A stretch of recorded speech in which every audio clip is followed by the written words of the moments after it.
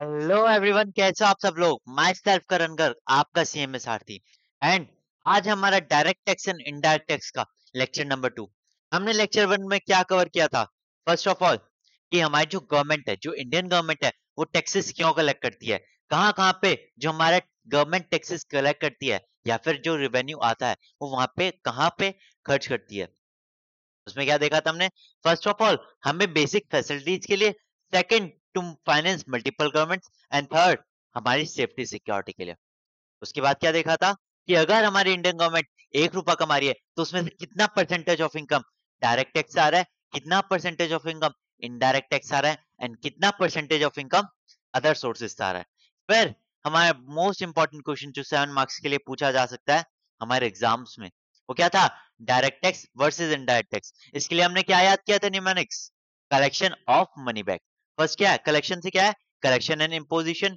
M से क्या है? मीनिंग हो गया। एन से क्या हो गया? नेचर। ई से हो गया evasion, example and event. Y से क्या लिखा था हमने? Incidence and impact. And B से लास्ट में बर्डन। इसके बाद हमने देखे थे concepts and feature of IDT, concepts and feature of indirect taxes. इसमें क्या देखा था हमने? Big swan. बिग स्वैन का मतलब क्या था? बी से बर्डन, आई से इन्फ्लेशन रिटर्न, जी से गुड्स एंड सर्विसेज, एस से सोशल वेलफेयर, डब्ल्यू से वाइडर टैक्स बेस, एन से नो पिंच, एंड लास्ट में आर डाल दिया था रिग्रेसिव इन नेचर। ठीक है ना? अब नेक्स्ट क्या था हमने? हमने देखा था कि जीएसटी की हिस्ट्री क्या है। वाई, कब से हमारा जीएसटी आया, कब से हमारा जीएसटी इंट्रोड्यूस हुआ है। उसमें कहा था हमने 2000 में फर्स्ट टाइम जीएसटी इंट्रोड्यूस होना वाला था, बट 2010 में इंट्रोड्यूस होने वाला था, 2006-7 के बजट में इंट्रोड्यूस किया गया था। बट क्या हुआ? फाइनली हमारा 1 जुलाई 2017 में इंट्रोड्यूस हुआ। 8 जुलाई 2017 में जम्मू कश्मीर में इंट्रोड्यूस हुआ। जो जीएसटी था वो फर्स्ट टाइम फ्रांस में आया था 1954 में, एंड उसके बाद 160 कंट्रीज प्लस जीएसटी इंट्रोड्यूस हो चुका है। इंडिया भी उन 160 कंट्रीज में से ही एक कंट्री है। इसके बाद क्या था कि मोस्ट कंट्रीज क्या करती है? Single system of GST, but India क्या करती है? Dual system. ठीक है ना? और फादर ऑफ जीएसटी कौन है? हमारे अटल बिहारी वाजपेयी जी। उसके बाद हमने क्या देखा था? उसके बाद देखा था हमने कि डायरेक्ट टैक्स या इनडायरेक्ट टैक्स, हमारा जीएसटी होता क्या है, अल्टीमेटली जीएसटी है क्या। हमने वहां पे एक एग्जांपल लिया। यहाँ पे क्या था कि पहले एक मैन्युफैक्चरर था। मैन्युफैक्चरर जब मैन्युफैक्चर कर रहा था तो उस पे क्या लग रहा था? Excise duty. अब एक्साइज ड्यूटी के ऊपर जब मैन्युफैक्चरर ने अपनी स्टेट में किसी होलसेलर को सेल किया तो उस पे क्या लगा? स्टेट टैक्स, जिसको हम क्या कहते हैं? वैट। ये वैट क्या लग रहा था? Tax on tax. जो 5,000 की वैल्यू थी उस पे भी टैक्स लग रहा था। उसके बाद क्या था हमारा? होलसेलर ने फर्दर कस्टमर को जब सेल किया तो उसने क्या किया? ये जो टैक्स पे किया था, जो 5250 का और 5000 का, इसको अपनी कॉस्टिंग में ऐड कर दिया था, एंड अपना प्रॉफिट ऐड करके फाइनली कस्टमर को 1,30,000 में सेल किया है। उस पे वो फिर से 5% जो स्टेट टैक्स है, जो हमारी स्टेट गवर्नमेंट कलेक्ट करेगी, वैट, वो फर्दर लगाया, एंड हमारा जो प्रोडक्ट हुआ वो कितने का हुआ? 1,36,763। बट जैसे ही जीएसटी आया, जैसे ही हमारा गुड्स एंड सर्विसेज टैक्स आया, तो क्या हुआ? मैन्युफैक्चर जब मैन्युफैक्चरिंग करेगा तो उसमें कोई भी एक्साइज ड्यूटी नहीं लगेगी, मैन्युफैक्चरिंग पे कोई टैक्स नहीं है। जस्ट जब वो सेल करेगा अपने होलसेलर को तो उस पे एक जीएसटी पे करेगा, एंड ये जो 5,000 था, इस जीएसटी का भी हमारे होलसेलर को इनपुट टैक्स क्रेडिट मिल जाएगा। मतलब ये जो इनपुट जो परचेज किया है उसके टैक्स का हमें क्रेडिट मिल जाएगा। ठीक है ना? तो ये होलसेलर क्या करता है? अब अपनी कॉस्टिंग 1,05,000 नहीं, खाली 1 लाख करता है, एंड उसमें 20,000 जो अभी पहले भी अपना प्रॉफिट ऐड कर रहा था, 20,000 ऐड करता है, एंड देन सेल्स वैल्यू आ जाती है हमारी 1,20,000। उस पे 5% जीएसटी कलेक्ट करेगा 6,000, तो हमारी कॉस्टिंग क्या हुई? 1,26,000। जो कॉस्टिंग हमारी 1,36,763 हो रहा था, अब वो खाली 1,26,000 हो गया। मतलब 10,763 का बेनिफिट किसको हुआ? हमारे कस्टमर को। अब जीएसटी आने से हमारे सप्लायर को क्या बेनिफिट हुआ? पहले क्या होता था? जो हमारा सप्लायर था वो 5,000, 1,05,000 पे भी टैक्स पे कर रहा था, ये 5,250 प्लस जो हमारे कस्टमर से ये 6,513 था, ये भी अल्टीमेटली गवर्नमेंट को पे कर रहा था। बट जीएसटी आते ही क्या कहा? गवर्नमेंट ने कहा कि जो टैक्स आपने कस्टमर से कलेक्ट किया है 6,000 रुपीज, उसमें से क्या माइनस करो? जो आपने पहले टैक्स मेरे को पहले ही पे कर दिया। तो तो मतलब जो 1000 का एडिशनल टैक्स है, खाली आपको ये पे करना होगा कैश में। ठीक है ना? तो इससे क्या हुआ, हमारी जो कॉस्ट थी, जो हमारे प्रोडक्ट की कॉस्ट थी, वो बहुत ज़्यादा डिक्रीज़ हो गई। अब नेक्स्ट क्या है हमारा, administration of tax law. Start करें? हम जैसे जानते हैं जो हमारे इंडिया है, उसमें बहुत सारी मिनिस्ट्रीज़ हैं। जैसे फाइनेंस मिनिस्ट्री, एजुकेशन मिनिस्ट्री, ठीक है ना? कह सकते हैं हम defence ministry, health care, health and services कह सकते हैं, या फिर पब्लिक सिक्योरिटी कह सकते हैं। मतलब बहुत सारी मिनिस्ट्रीज़ हैं। उसमें से एक मिनिस्ट्री क्या है हमारी? Ministry of finance. ये क्या है? मिनिस्ट्री ऑफ फाइनेंस कौन है? The ministry responsible for overall economic policies and finances of India, including taxation, financial institutions and the union budget. मतलब वो मिनिस्ट्री जो हमारे इंडिया की सारे फाइनेंसेस के लिए रिस्पांसिबल है। अब ये हर मिनिस्ट्री के अंदर क्या होता है? बहुत सारे department, like revenue department, expense department हो सकता है, फाइनेंस डिपार्टमेंट कह सकते हैं। तो हमारे क्या है, फाइनेंस मिनिस्ट्री के अंदर हमारे डिपार्टमेंट ऑफ रेवेन्यू है। ये क्या है? It is a department with in the ministry of finance that specifically deals with administration of direct and indirect taxes, including income tax, GST, customs and excise duty. मतलब जितना भी finance से related होगा, जितना भी रेवेन्यू से जितने भी एक्ट होंगे, वो सारा क्या आएगा? हमारे डिपार्टमेंट ऑफ रेवेन्यू के अंदर आएंगे। And further department of revenue क्या है? डिपार्टमेंट ऑफ रेवेन्यू के अंदर दो बोर्ड्स हैं जो हम एक्ट पर है, income tax and GST, direct tax and indirect tax. उसके लिए हमारे क्या है? दो बोर्ड्स हैं। पहला क्या है हमारा? CBDT, central board of direct taxes, overseas the collection and enforcement of direct payment. मतलब जो हमारा इनकम टैक्स होता है, जो हमारे साइड डायरेक्ट पेमेंट होती है, उसका कौन देखता है? हमारा CBDT, central board of direct taxes. And जो हमारा इनडायरेक्ट टैक्सेस होता है, उसमें कौन देखता है? CBIC, central board of indirect taxes and customs, responsible for administering customs, central excise and state tax. मतलब जितने भी हमारे इनडायरेक्ट टैक्स होंगे, वो किसके अंडर आएंगे? हमारे सीबीआईसी। एंड जितने भी हमारे डायरेक्ट टैक्स होंगे, वो किसके अंडर आएंगे? हमारे CBDT, central board of direct taxes. Next चलें? नेक्स्ट क्या हमारा? Power to make laws. हमने क्या देखा अभी तक कि हमारे मिनिस्ट्रीज कौन सी होती है, हमारा बोर्ड कौन सा है। अब हम देखेंगे जो पावर है, जो लॉ बनाने की पावर, वो किसके पास है? हमारा जो आर्टिकल 246 प्लस 7 शेड्यूल जो रहता है, वो पावर प्रोवाइड करता है तीन कैटेगरीज में। मतलब हर लॉ तीन कैटेगरीज में डिवाइडेड है। पहला, union list, only the central government has the power of legislation on subject matters cover in the list. मतलब जितने भी मैटर्स जो हमारे यूनियन लिस्ट में होंगे, उस पे कौन लॉ बनाएगा? हमारी सेंट्रल गवर्नमेंट। यूनियन लिस्ट में सारे जो लॉज होंगे, उस पे कौन लॉ बनाएगा? जितने भी मैटर्स होंगे, उस पे कौन लॉ बनाएगा? हमारी सेंट्रल गवर्नमेंट। नेक्स्ट क्या हमारी? State list, only the state government has the power of legislation on subject matter covered in the list. मतलब जो हमारी स्टेट गवर्नमेंट है, उसके पास ही पावर है कि कुछ मैटर्स पे वो लॉ बनाए, वो उस पे एक्ट बनाए। हमारी सेंट्रल गवर्नमेंट के पास कोई पावर नहीं है कि जो स्टेट लिस्ट में आइटम्स कवर है, उस पे टैक्स बनाए। एंड लास्ट क्या है? हमारी concurrent text, both centre and the state government can pass legislation on subject matter. मतलब कुछ ऐसे सब्जेक्ट मैटर है जिसपे दोनों, हमारी सेंट्रल गवर्नमेंट भी, हमारी स्टेट गवर्नमेंट भी, दोनों क्या कर सकता है? मिलके लॉ बना सकता है। देखते हैं एक बार हमारी यूनियन लिस्ट और स्टेट लिस्ट दोनों के कुछ मैटर्स देखते हैं। फर्स्ट क्या है? यूनियन लिस्ट में क्या है हमारा? एंट्री नंबर 82 में क्या है? पहली एंट्री हमारी, taxes on income other than agriculture income. मतलब जितनी भी हमारी इनकम्स होंगी, चाहे वो हाउस प्रॉपर्टी की हो, चाहे वो सैलरीज हो, चाहे वो बिजनेस हो, चाहे वो कैपिटल गेन हो, या फिर other sources, but agriculture income को एक्सक्लूड करके जितनी भी हमारी इनकम होगी, इस पे कौन टैक्स लगाएगा? हमारी सेंट्रल गवर्नमेंट। उस पे कौन एक्ट बनाएगा? हमारी यूनियन लिस्ट में कवर होगा वो। नेक्स्ट क्या हमारी? Entry number 83, duties of customs including export duties. मतलब जो कस्टम टैक्स है, वो किसके अंडर आ रहा है? हमारी यूनियन लिस्ट के। कौन एक्ट टैक्स लगा रहा है उस पे? Central government. नेक्स्ट क्या हमारी? Duties of excise on tobacco and other goods manufactured और produce in India.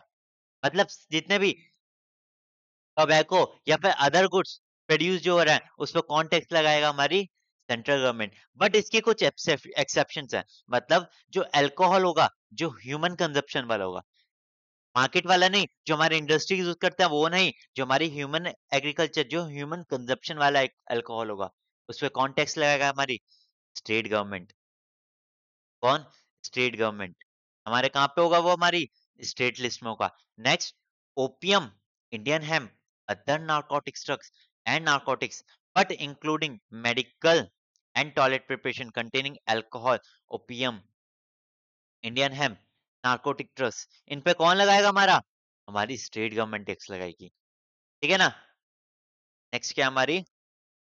Taxes on capital value of assets exclusive of agriculture land of individual और company, taxes on capital of company, example wealth tax. हमने क्या देखा था? जितनी भी हमारी income होगी उस पे कौन टैक्स लगा रहा है? हमारी सेंट्रल गवर्नमेंट। तो जो हमारी वेल्थ टैक्स होगी, वेल्थ होगी, उस पे कौन टैक्स लगाएगा? हमारी सेंट्रल गवर्नमेंट। ठीक है ना? नेक्स्ट क्या है? टैक्सेस ऑन सेल और purchase of goods other than newspaper where the sale and purchase takes place in course of interstate या फिर कॉमर्स। पे क्या लग रहा है? Central sales tax. मतलब क्या हुआ? अगर कोई भी प्रोडक्ट इंटर स्टेट हुआ, दो स्टेट्स के बीच में सेल हो रहा है, तो उस पे कौन टैक्स लगाएगा? हमारी सेंट्रल गवर्नमेंट। ठीक है ना? बट अगर वो न्यूज़पेपर हुआ, तो उस पे कौन टैक्स लगाएगा? हमारी स्टेट गवर्नमेंट। नेक्स्ट क्या है? टैक्सेस ऑन सर्विसेज, उस पे कौन लगा रहा है? हमारी central government. Any other matters not limited in list 2 and list 3 including any taxes not mention other in those list. मतलब कोई भी मैटर जो लिस्ट 2 और या फिर लिस्ट 3 में कवर नहीं करता है, वो कहाँ आएगा? उस पे सेंट्रल गवर्नमेंट लगाएगी। लिस्ट 2 क्या हमारी? State list. लिस्ट 3 क्या हमारी? Concurrent list. अब एक बार देखें हमारी स्टेट लिस्ट में क्या है? स्टेट लिस्ट में हमारी टैक्सेस ऑन सेल और purchase of goods other than newspaper subject to provision of 92 of list 1। मतलब क्या हुआ? कोई भी सेल और परचेज ऑफ गुड्स आ रहा अदर देन न्यूज़पेपर, तो उस पे क्या लग रहा है? वैट लग रहा है। नेक्स्ट क्या है?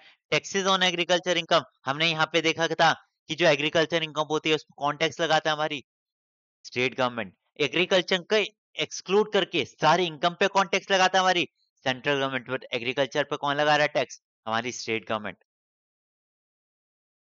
नेक्स्ट क्या हमारी? टैक्सेस ऑन प्रोफेशनल ट्रेड्स या फिर कॉलिंग्स या फिर एम्प्लॉयमेंट। मतलब प्रोफेशनल टैक्स कौन लगा रहा है? हमारी स्टेट गवर्नमेंट लगा रही है। नेक्स्ट क्या हमारी? Duties of excise on the following goods manufactured or produced in the state and containability at same or lower rates on similar goods manufactured elsewhere.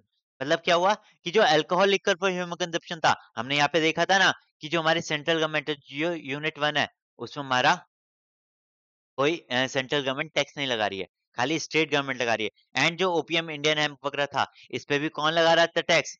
हमारी स्टेट गवर्नमेंट लगा रही है। तो मतलब हमें कुछ मैटर्स पता लगे कि जिसमें हमारी central government and state government tax लगा रही है। अब क्या मेरे को ये एंट्रीज याद करनी है क्या? नहीं याद करनी है। क्या मेरे को ये पता होना चाहिए कि किस पे सेंट्रल गवर्नमेंट या किस पे स्टेट गवर्नमेंट लगा रही है? हाँ, मेरे को बेसिक नॉलेज के लिए मेरे को पता होना चाहिए कि कहाँ पे कौन सी एंट्रीज कहाँ पे है। क्या मेरे को एंट्री नंबर याद करने की जरूरत है? नहीं। ठीक है ना? तो एक बार क्या करते हैं, एक बार गूगल पे जाके देखते हैं, एक बार यूनियन लिस्ट वन और यूनियन स्टेट लिस्ट वन देखते हैं। मैंने क्या किया? गूगल पे सर्च किया एंड देन यूनियन लिस्ट हमने ये निकाली। ठीक है ना? अब क्या था हमारी एंट्री नंबर? कौन सी थी हमारी? एंट्री नंबर 82 थी ना? क्या था हमारी? Taxes on income other than agricultural income. देखो ये लिखा है एंट्री नंबर 82 में, क्या लिखा है? Taxes on income other than agriculture income.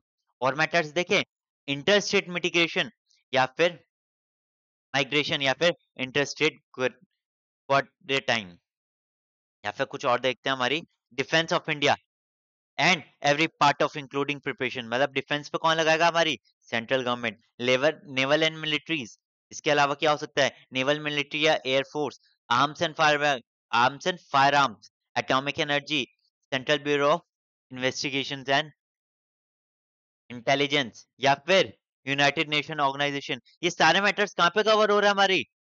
Union list में। एक बार अब देखें, स्टेट लिस्ट देखें, देखो यहाँ पे वॉर और पीस भी है, फॉरेन जुरिडिक्शंस भी है, रेलवेज भी आ रहा है। मतलब ये सारी लिस्ट कौन सी है? ये वो लिस्ट है जहाँ पे हमारी सेंट्रल गवर्नमेंट टैक्स लगा रही है। अब हम क्या देखेंगे? एक बार देखते हैं हमारी स्टेट गवर्नमेंट वाली लिस्ट, जो हमारी स्टेट लिस्ट थी। ठीक है ना? देखते हैं एक बार। अब यहाँ क्या था हमारी एंट्री नंबर 46, उसमें क्या था हमारा? Taxes on agriculture income. अब एक बार ये देखो, 46 क्या है हमारी entry? Taxes on agriculture income.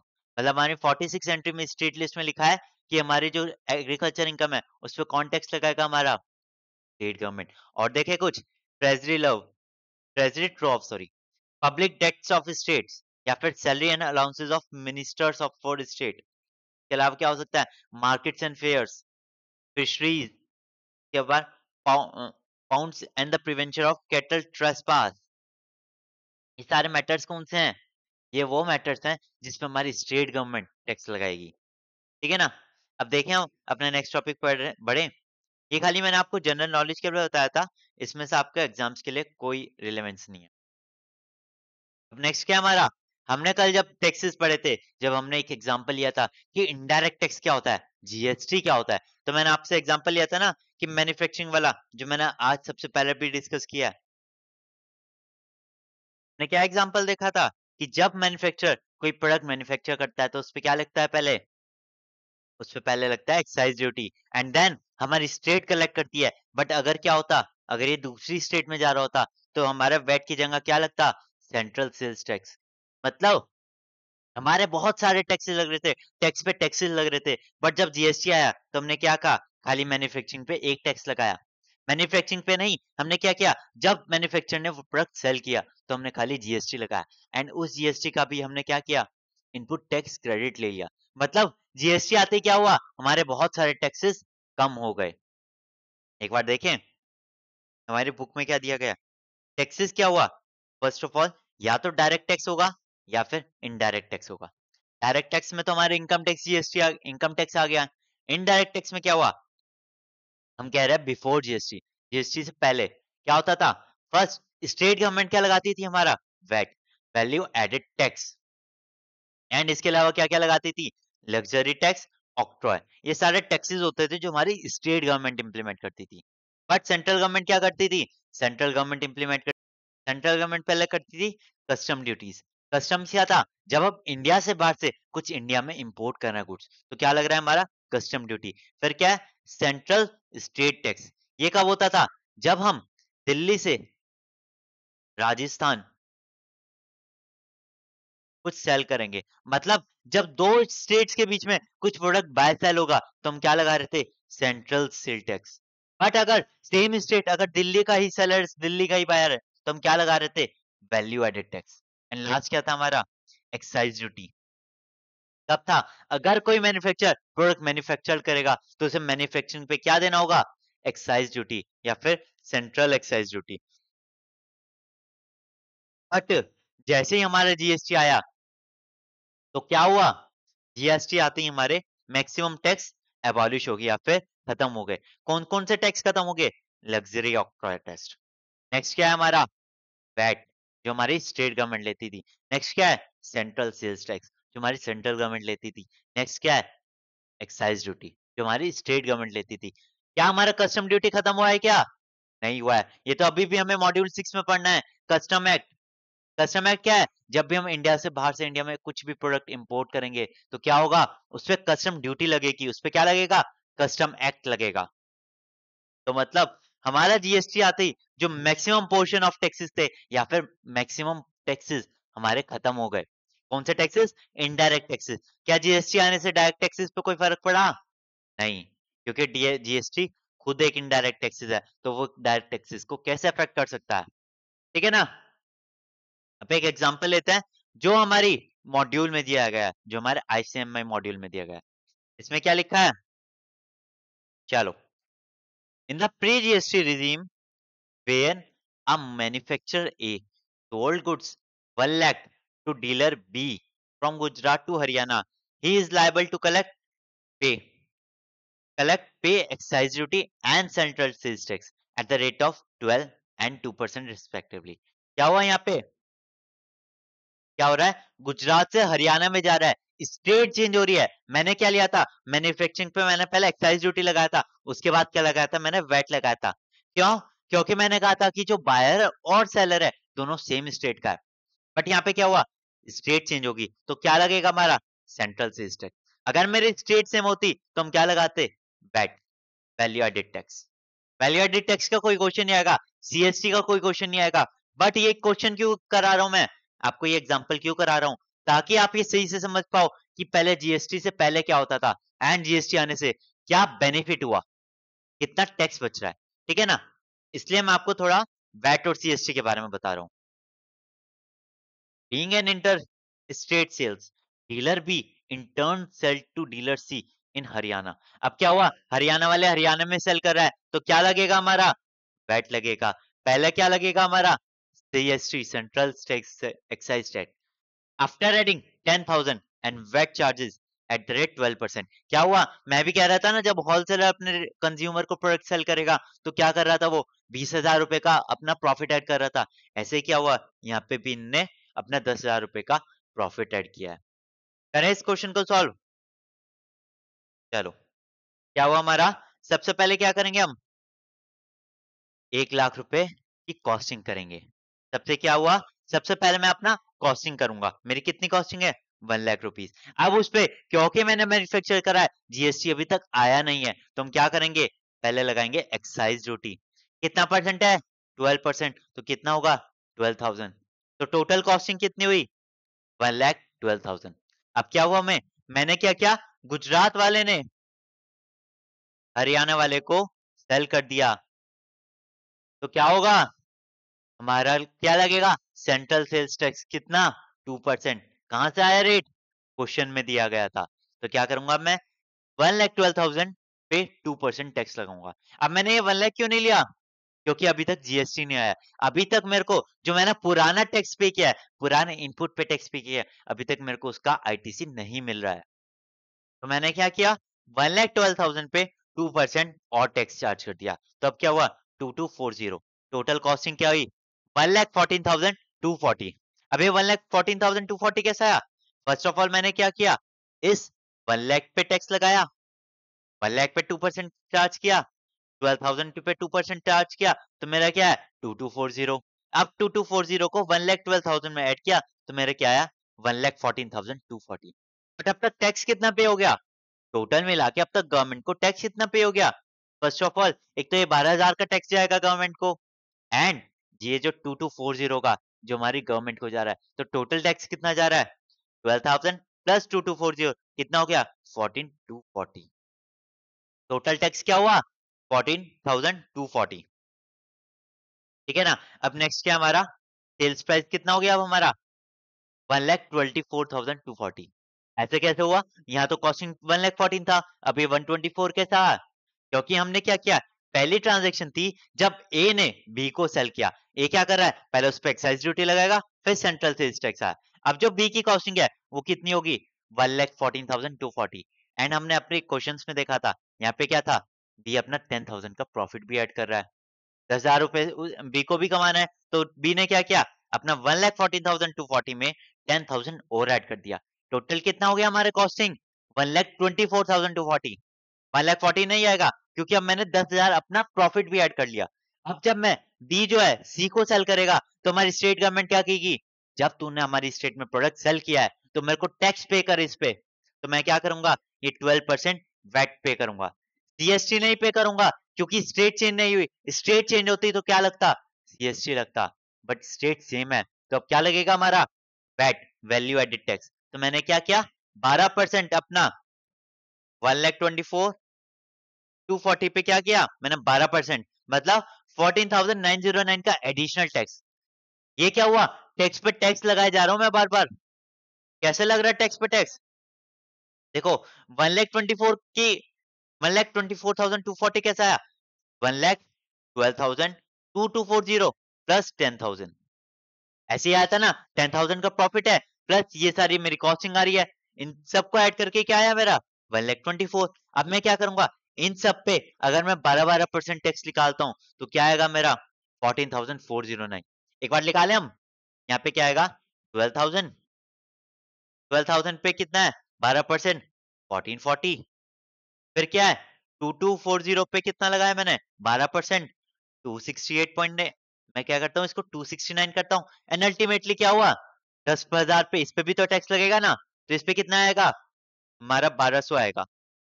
अब कितना हुआ 12,000 प्लस 1440 प्लस 216 प्लस 1200, कितना है हमारा 14,409। मतलब ये जो टैक्स पे कर रहा हूँ 12,000, इस पे और टैक्स पे कर रहा हूँ, ये जो 2240 का पहले टैक्स पे किया इस पे भी टैक्स पे कर रहा हूँ, ये जो हमारा 10,000 का प्रॉफिट है इस पे भी टैक्स पे कर रहा हूँ, मतलब मैं तो टैक्स पे टैक्स ही पे कर रहा हूँ। यही क्या होता था जब हमारा जीएसटी नहीं था। अब हम देखें कि टोटल टैक्स कितना पे कर लिया मैंने अब तक गवर्नमेंट को। फर्स्ट ऑफ ऑल 12,000 जो मेरा मैन्युफैक्चरिंग पे गया था, 2240 जो मेरा सीएसटी गया था, एंड अल्टीमेटली 14,909 ये क्या था जो मेरा फर्दर जब बी ने सी को सेल किया। मतलब क्या हुआ खाली एक प्रोडक्ट जो हमारा ए प्रोडक्ट, सॉरी मैं कह सकता हूँ पी प्रोडक्ट था, वो बार बार 3 बार सेल हो चुका है, 2 बार सेल हो चुका है, ए ने बी को किया बी ने सी को किया, हर बार क्या हो रहा है मैं टैक्स पे टैक्स लगाया जा रहा हूँ, और इससे क्या हुआ मेरी कॉस्टिंग, मेरी कॉस्टिंग होगी 1,39,149। ये कैसा आया मैंने क्या किया 124,240 प्लस 14,909 ऐड कर दिया, ये कितना आ रहा है 1,39,149। ठीक है ना। अब हमने देख लिया कि जब जीएसटी नहीं था तो कैसे टैक्स लग रहा था। अब ये भी देखें कि जीएसटी आने के बाद क्या हुआ। मैंने आपको ये बता दिया ना कि 49,909 कैसा आया, पहले 10,000 पे, 12,000 पे, 1 लाख पे, 12,000 पे, 2240 पे एंड 10,000 पे। मैंने आपको निकाल के दिखाया भी 14,909। ठीक है ना। अब नेक्स्ट क्या है, अब हम एज्यूम करेंगे कि जीएसटी आ चुका है। सेम एग्जांपल सेम चीज, जस्ट अब क्या करेंगे हम जीएसटी लगाएंगे। हम यहाँ पे क्या भूल जाएंगे अब, देखिए क्वेश्चन क्या चेंज होगा अब हमारा, इन यहाँ पे चला जाएगा in GST regime when a manufacturer A sold goods 1 lakh to B from Gujarat to Haryana he is liable to collect pay GST. ये हट जाएगा क्योंकि अब जीएसटी आ चुका है, एक्साइज ड्यूटी रही नहीं, सेंट्रल सेल्स टैक्स भी हट जाएगा, जीएसटी आ चुका है, एक्साइज ड्यूटी रही नहीं, सेंट्रल सेल्स टैक्स नहीं रहा, ये सब चीज हट जाएगी। बीइंग एन इंटरेस्टेड, फिर क्या हुआ बी ने क्या किया सी को सेल करा हरियाणा में, 10,000 रुपीज अपने ऐड करे, तो क्या हुआ क्या वैट लगेगा क्या, नहीं। मतलब हम शॉर्ट में कह सकते हैं ए ने क्या किया बी को सेल किया, बी ने क्या किया सी को सेल किया, बट यहाँ पे उन्होंने अपना 10,000 का प्रॉफिट ऐड कर दिया। ये नॉर्मल सा क्वेश्चन हो गया। अब यहाँ पे क्या था 1 लाख की हमारी कॉस्टिंग है ए की, मतलब 1 लाख पे हमारा ए बी को सेल कर रहा है। अब देखिए हम हमारा टैक्स रेट क्या है हमारा, हम एज्यूम कर रहे हैं यहाँ पे 12%। क्या मेरे को ये याद करना पड़ेगा क्या, नहीं। हर बार जितना जीएसटी के क्वेश्चन आएंगे आपको हर क्वेश्चन में जीएसटी रेट गिवन होगा।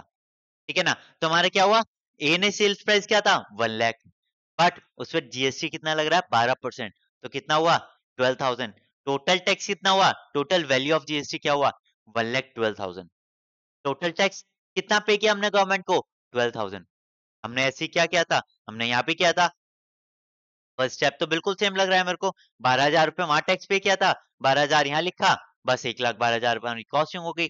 बट यहाँ पे बस डिफरेंस क्या है, पहले हम एक्साइज ड्यूटी लगा रहे थे, अब क्या लगा रहे हैं हम जीएसटी लगा रहे हैं। पहले क्या कर रहे थे, पहले मैन्युफैक्चरिंग पे टैक्स पे कर रहे थे, एंड देन क्या कर रहे थे हम सेल्स पे टैक्स पे कर रहे थे, बट अब क्या कर रहे हैं हम खाली सेल्स पे टैक्स पे कर रहे हैं। अब आगे चलें, क्या है हमारा जब बी ने सी को सेल किया, अब क्या हुआ, अब क्या मैं यहाँ पे 1,12,000 लिखूंगा क्या, जब हमने एग्जांपल लिया था जो मैंने आपको बताया था मैन्युफैक्चर पे एक्साइज ड्यूटी लग रही है सेम स्टेट का है, जो मैंने आपको यहाँ पे एग्जांपल लिया था, ये वाला एग्जांपल लिया था। यहाँ पे क्या कहा था मैंने, क्या हम अपनी कॉस्टिंग में ये टैक्स ऐड करेंगे क्या 12,000 रुपए, नहीं करेंगे, क्योंकि जीएसटी में क्या हो रहा है मेरे को आईटीसी मिल रहा है, इनपुट पे टैक्स का क्रेडिट मिल रहा है। बी के लिए इनपुट क्या है जो मैंने मैन्युफैक्चर से परचेज किया है वो मेरा इनपुट हो गया, उस पे टैक्स कितना पे किया मैंने 12,000 का, उसका क्रेडिट कितना मिलेगा मेरे को 12,000 का। तो क्या हुआ मेरी अब कॉस्टिंग कितनी हुई 1 लाख रुपीज, मैं सेल कितने में करूंगा 1,10,000 में। ये 1,10,000 कहां से आया 1 लाख प्लस 10,000 क्या था मेरा प्रॉफिट था जो मेरे को कमाना है। अब क्या होगा मैं क्या करूंगा 1,10,000 पे क्या करूंगा 12% टैक्स कलेक्ट करूंगा 13,200। टोटल टैक्स कितना आया 1,23,200। Sorry, total value of product कितनी आई 123,200। 123,200 माइनस पहले क्या वैल्यू थी हमारी 1,39,149। तो अब क्या हुआ मेरे को बेनिफिट कितने का हुआ 1,15,949। मतलब खाली जीएसटी आने से ही जो हमारा कस्टमर था उसको इतना रुपए लगभग अप्रोक्स हम कह सकते हैं 16,000 का उसको प्रोडक्ट की वैल्यू कम हो चुकी है। अभी हमने क्या देखा कस्टमर्स के बेसिस पे, बट अब सप्लायर को क्या बेनिफिट होगा हमने कहा था कि जो हम कस्टमर से जो हमने 13,200 का टैक्स कलेक्ट किया माइनस जो टैक्स पे मैं अपने इनपुट पे करके आऊं क्या था इनपुट पे टैक्स का क्रेडिट जो है वो लेके जो डिफरेंस है 1,200 खाली ये 1,200 रुपए मैं गवर्नमेंट को कैश में पे करूंगा। क्या हुआ मैंने क्या किया अब खाली 1,200 रुपए गवर्नमेंट को कैश पे किया एंड टोटल टैक्स कितना गया पहले कितना गया था 12,000 अब कितना गया 1,200 तो टोटल कितना हो गया 13,200। मतलब क्या हुआ टोटल टैक्स किस पे जा रहा है जो मेरी फाइनल वैल्यू जो कंज्यूमर की कंजप्शन वैल्यू है उस पे टैक्स जा रहा है उतना ही टैक्स हमारी गवर्नमेंट को जा रहा है। बट जब जीएसटी नहीं था तो क्या था हर लेवल पे हर स्टेट में जितनी बार वो सेल होगा उतनी बार क्या लग रहा है उस पे जीएसटी लग रहा है। देखिए हम यहाँ क्या लिखा है since the credit of GST paid by dealer to dealer A is available to dealer B. Hence, the same is not concerned as cost. In this way, GST eliminates the cascading effect of tax, which result in lower prices. मतलब क्या हुआ क्योंकि अब tax पे tax नहीं लग रहा तो प्राइस लो हो गया। कितने से लो हुआ हमारा ये 16,000 15,949 एग्जैक्ट वैल्यू। इससे क्या हुआ कस्टमर को इतना सस्ता पड़ा प्लस जो हमारा सप्लायर था अब उसको कॉस्टिंग नहीं बनानी पड़ी क्योंकि हमने क्या किया जो ये 12,000 था जो यहाँ पे ये 12,000 हमने स्टार्टिंग में पे किया था का क्या कहा मैंने इसका मैंने क्रेडिट अलाउ कर दिया।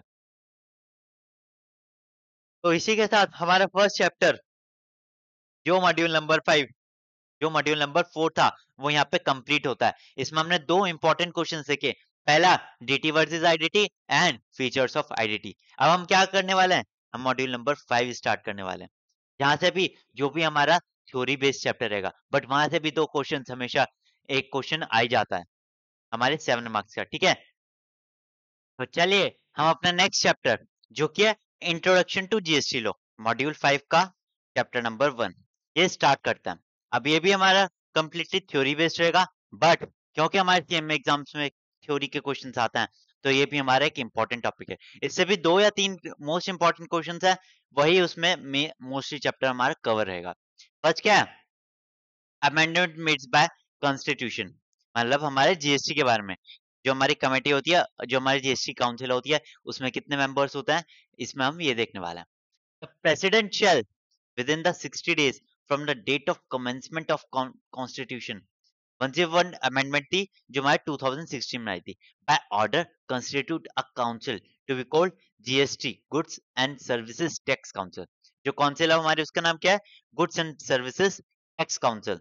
Accordingly the president has constituted the GST council ठीक है ना। अब इसमें मेंबर्स कौन कौन होंगे ये एक मोस्ट इंपॉर्टेंट क्वेश्चन है ये भी हमारे 10 मार्क्स के लिए हमारे एग्जाम्स में पूछा जा चुका है। पहला कौन है यूनियन फाइनेंस मिनिस्टर कौन होगा चेयरपर्सन कौन होगा हमारा यूनियन फाइनेंस मिनिस्टर। मेंबर कौन होगा हमारा the union minister of states in charge of revenue of finance and other members कौन होंगे हमारे the minister in charge of finance और टैक्सेशन और any other minister nominated by each state government ठीक है ना। हमारे चेयरपर्सन कौन होगा यूनियन फाइनेंस मिनिस्टर। मेंबर्स कौन कौन होंगे पहला तो union minister of state in charge of revenue of finance and the minister in charge of finance और टैक्सेशन और any other ministry nominated by each state government ठीक है ना। अब नेक्स्ट क्या आ जाता है ये हमारा सेकंड पार्ट रहता है। हमारा जो क्वेश्चन आता है उसमें आता है कि पहली बात हमारे मेंबर्स कौन कौन से होंगे हमारे जो जीएसटी काउंसिल है उनके मेंबर्स कौन कौन से होंगे। और जो सेकंड पार्ट रहता है 7 क्वेश्चन में 2 पार्ट जो 7 मार्क्स का क्वेश्चन आता है ना उसमें 2 पार्ट होते हैं पहला मेंबर कौन होगा एंड रिकमेंडेशंस क्या क्या होगी। मतलब ये भी हमारा मोस्ट इंपॉर्टेंट क्वेश्चन है। फर्स्ट क्या है हमारा the goods and services tax council shall make recommend to union and state on किसमें the taxes that surcharge levied by the union, the state and the local bodies which were subsumed in the goods and service tax. मतलब पहला recommendation क्या है, वो tax, वो surcharge या फिर वो सेस कह सकते हैं जो हमारे जीएसटी में सब्स्यूट मतलब हमारे जीएसटी में मिल चुके हैं, ठीक है ना, which were subsumed in the goods and service tax. The goods and services that may be subjected to or exempted from goods and service tax. पहले क्या था, कौन से टैक्स हटने चाहिए, सेकंड कौन से गुड्स और सर्विसेज हमारे टैक्स में आने चाहिए और कौन से गुड्स एंड सर्विसेज टैक्स से हटने चाहिए, ठीक है ना।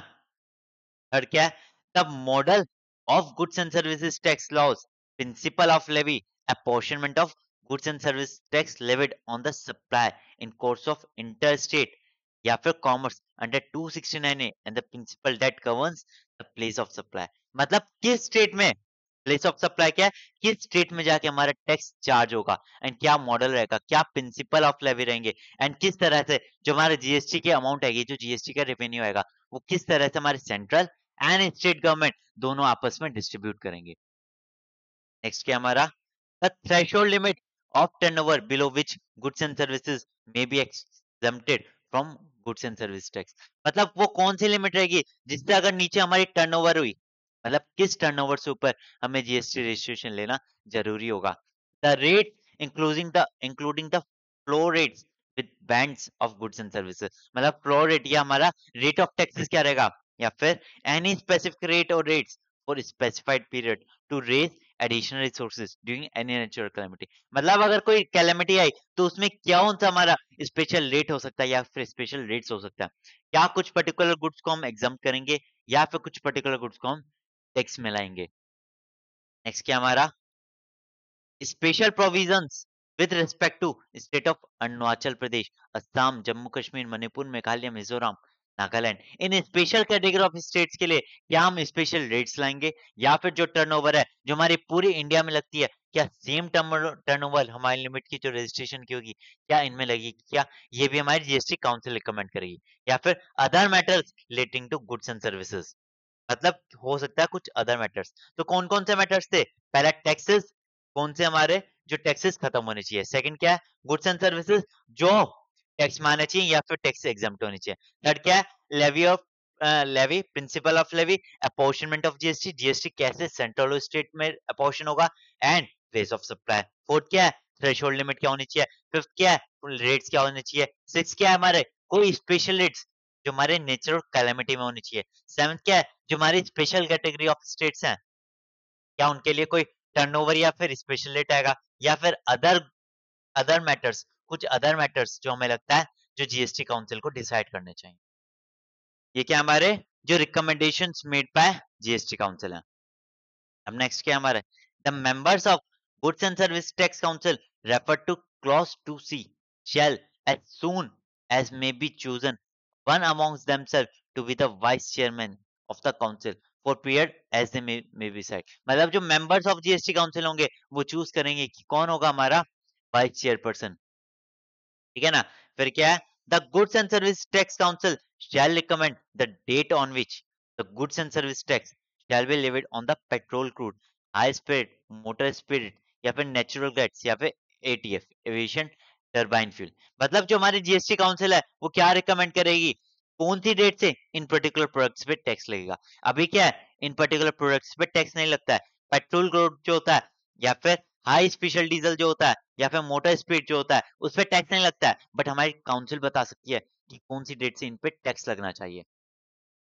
One half of the total number of members of goods and service council shall constitute the quorum of the meeting. मतलब अगर वन हाफ जो पर्सन है अगर मीटिंग नहीं आए तो हमारी मीटिंग क्या कह सकते हैं वैलिड नहीं मानी जाएगी। हमने कोरम पढ़ा है ना लॉ में, वही सेम पोर्शन है कि हाफ पर्सन हमारे जीएसटी काउंसिल के अवेलेबल होने चाहिए ताकि हमारी जो जीएसटी काउंसिल है जो जीएसटी मीटिंग है वो इजिली कह सकते हैं हम इजिली खत्म हो पाए, ठीक है ना। अब क्या है हमारा next, every decision of goods and service tax council shall be taken at the meeting by majority of not less than 3/4 of the weightage of votes of the member present in the voting according to which।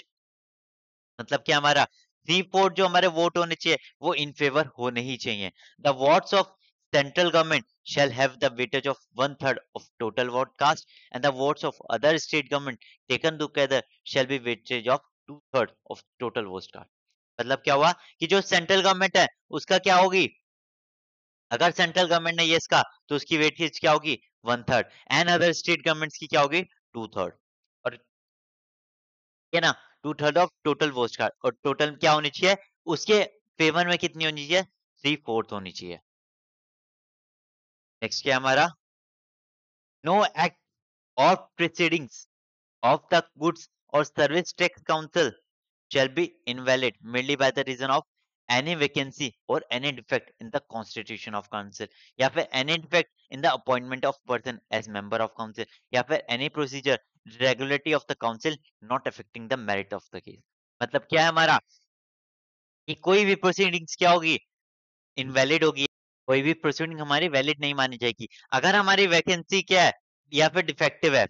अगर कोई defect है हमारे appointment of member of council, मतलब किसी भी तरह के अगर मेंबर को अपॉइंट करने में या फिर किसी भी तरह के डिसीजन लेने में कुछ डिफेक्ट है तो क्या होगा, हमारी जो एक्ट होगा या फिर जो प्रोसीडिंग्स होगी उसको इनवैलिड कह दिया जाएगा। ठीक है ना। नेक्स्ट देखें, टॉपिक पे चलें। Special provisions with respect to goods and services tax. क्या है यहाँ पे, notwithstanding anything contain in article. यहाँ पे हम क्या देख रहे हैं कि कुछ special goods and service tax के, मतलब कुछ गुड्स के लिए या कुछ सर्विस के लिए स्पेशल प्रोविजन है क्या, क्या कह रहे हैं यहाँ पे, notwithstanding anything contain in articles Parliament and subject to clause 2, the legislature of every state has power to make laws with respect to goods and services tax imposed by union and state। मतलब हर state government के पास power है कि वो अपने goods and services tax के laws को कुछ amend कर सकती है। मतलब जो एलजीएसटी था, जो हर जीएस हर स्टेट का, स्टेट गवर्नमेंट का जो जीएसटी एक्ट होगा वो डिफरेंट हो सकता है, बट जो हमारे टैक्स रेट्स होंगे वो हमेशा सेम रहेंगे। मैक्सिमम प्रोविजन हर स्टेट गवर्नमेंट के जीएसटी में सेम रहता है। कुछ हो सकता है एक्सेप्शन हो कि मतलब हर स्टेट गवर्नमेंट ने छोटे छोटे माइनर चेंजेस किए हुए हैं, बट मैक्सिमम जो स्टेट गवर्नमेंट का जो जीएसटी एक्ट होगा वो हमेशा सेम रहेगा। Parliament has exclusive power to make laws with respect to goods and service tax, where the supply of goods or service or both takes place in course of interstate। मतलब क्या हुआ, अगर एक state के with in same state में bye भी हो रहा है, सेल भी हो रहा है, तो कौन टैक्स लगेगा, हमारी स्टेट गवर्नमेंट टैक्स लगेगी। बट अगर दो स्टेट्स के बीच में, अगर दिल्ली और राजस्थान के बीच में बाय सेल हुआ तो कौन टैक्स लगाएगा, हमारा सेंट्रल गवर्नमेंट टैक्स लगाएगी। नेक्स्ट क्या लिखा है हमारा गुड्स एंड सर्विस टैक्स क्या होता है, means any tax on supply of goods या फिर services or both except taxes on supply of alcoholic liquor for human consumption. मतलब alcoholic liquor for human consumption पे टैक्स नहीं लगता है, हमारे जीएसटी नहीं लगता है। तो क्या हुआ, GST goods and service tax क्या हुआ, किसी भी सप्लाई पे अगर कोई भी गुड्स या सर्विसेज दी जा रही है तो उस पे क्या लगेगा, goods and services tax. In case of interstate supply, central government has exclusive power to make laws and for interstate supply both central and state government क्या हुआ, सेंट्रल गवर्नमेंट के पास एक्सक्लूसिव पावर है लॉज बनाने के लिए, और कुछ जो इंटर स्टेट होंगे, जो विद इन स्टेट होंगे, उसमें क्या है, हमारी central government and state government दोनों के पास पावर है।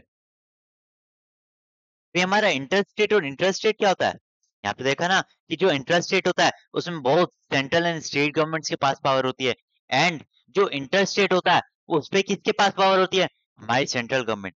जब भी हमारी सेम स्टेट जब भी हमारी सेम स्टेट में बाय सेल होगा, मतलब कंज्यूमर भी और प्रोड्यूसर हमारे सेम स्टेट में होगा तो हम कहेंगे इंट्रा स्टेट। एंड जब हमारा consumer and producer different state में होगा तो हम क्या कहेंगे, इंटर स्टेट। इंटर का मतलब क्या है, बिटवीन टू। अब यहाँ पे क्या लिखा है, इंटर स्टेट मतलब दो स्टेट्स के बीच में, दो स्टेट्स के बीच में अगर कोई ट्रांजेक्शन हो रही है बाय सेल की तो हम क्या कहेंगे कि सेंट्रल गवर्नमेंट के पास पावर है, बट अगर एक ही स्टेट में हुआ तो हम कहेंगे सेंट्रल एंड स्टेट गवर्नमेंट्स दोनों गवर्नमेंट के पास पावर है। नेक्स्ट क्या है, the provision of this article shall in respect of goods and services tax refer to article 2795 take effect from the date recommended by goods and services council। अब क्या हुआ, जो इस प्रोविजन या फिर जीएसटी एक्ट के जो प्रोविजंस है वो किस डेट से इफेक्ट होंगे, ये हमारी जीएसटी काउंसिल बताएगी। इन पर्टिकुलर प्रोडक्ट्स के लिए कौन सा, petrol crude, high speed diesels, motor spirits, natural gas and aviation turbine fuel, इन सब के लिए कौन होगा, हमारी जो जीएसटी काउंसिल है वो बताएगी किस डेट से इन पे जीएसटी लगनी चाहिए। लास्ट क्या है, earlier as article 246 power to levy various type of indirect taxes was distributed between the central and the states government. मतलब क्या है, जितना भी हमारा इनडायरेक्ट टैक्स आएगा वो क्या होगा, हमारी central government and state government के बीच में डिस्ट्रीब्यूट होगा, इस प्रोपोर्शन में होगा, वो हमारे सिलेबस में नहीं है। या फिर कितना होना चाहिए, ये कोई फिक्स नहीं है और ना ही हमारे सिलेबस में, ठीक है ना। अब नेक्स्ट क्या है हमारा, levy and collection of goods and service tax in case of inter state. Inter state क्या था, बिटवीन टू स्टेट्स, मतलब दिल्ली राजस्थान हो सकता है, दिल्ली यूपी हो सकता है, राजस्थान यूपी हो सकता है, बट दिल्ली दिल्ली नहीं हो सकता, राजस्थान राजस्थान नहीं हो सकता, दो अलग अलग स्टेट्स होनी चाहिए। तो यहाँ पे क्या लिखा है,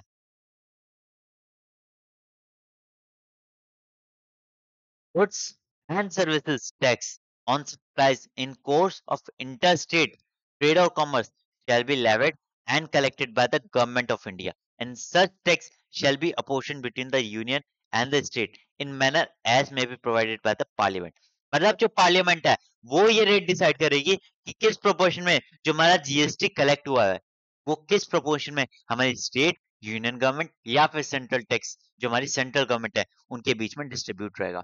The amount apportioned to the state shall not form part of consolidated fund of India।